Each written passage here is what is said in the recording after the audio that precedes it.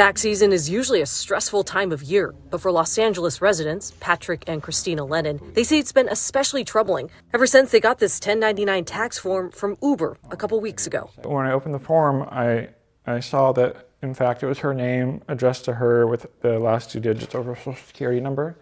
So we were pretty concerned. They're both self-employed, yet the form shows someone using Christina's personal information made about $6,000 last year driving for Uber.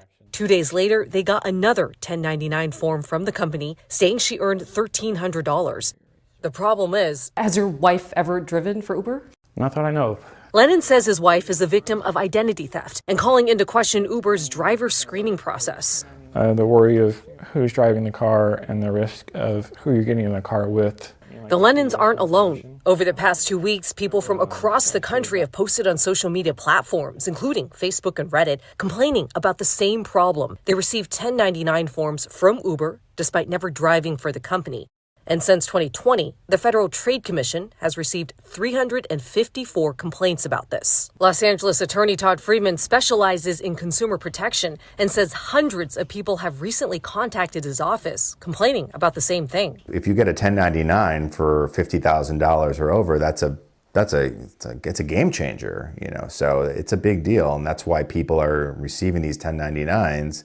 And they're freaking out. Friedman is representing a Kern County man who is suing Uber after getting a notice from the IRS that showed he earned over $53,000 in 2019, reported on a 1099 form, even though he's never driven for the company. The lawsuit was filed in 2024 and still pending. And suddenly, in 2026, we started receiving an influx of phone calls and emails from people who are now dealing with the same exact issue as our client.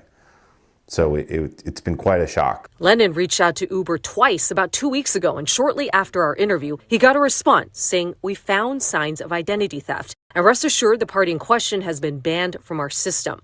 His wife got corrected tax forms, but Lennon says Uber needs to do a better job vetting drivers and guarding against identity theft. You never think it can happen to you. And when it does, it's just, kind of sucks. It's like an invasion of privacy. Uber declined an on-camera interview, but they responded with a statement that read in part, "Identity theft and tax fraud are serious, evolving issues affecting individuals and businesses across many industries. We're aware that some people have reported receiving 1099s despite not driving or earning income with Uber, which may indicate their personal information was used fraudulently." The company also told us potential drivers must have a valid driver's license and social security number, along with a profile photo that matches their ID.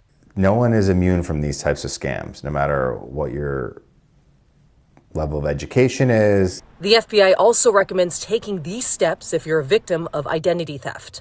Freeze your credit and monitor your credit reports for any suspicious activity. File a police report and report identity theft to the Federal Trade Commission. Lennon has done all of that. He's worried about his wife's personal information still out there and how it might be used. Not just a piece of paper that can be corrected between the person and the IRS. It's something that's affecting people emotionally, and can affect them or is going to affect us for the rest of our life. Forcing them to stay vigilant while raising awareness about this type of identity theft. And the Kern County man I mentioned earlier in the story says it took him about a year to clear up the 1099 issue with the IRS, and his lawsuit's still pending.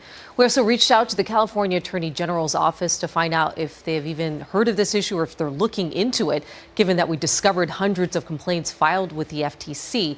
They told us they can't comment on any potential or ongoing investigations. Thank you for watching our YouTube channel. For more stories in your communities, click the subscribe button right here. You can also download our app or watch us on TV for the latest information, balanced coverage, weather updates every 10 minutes, and more. We'll see you then.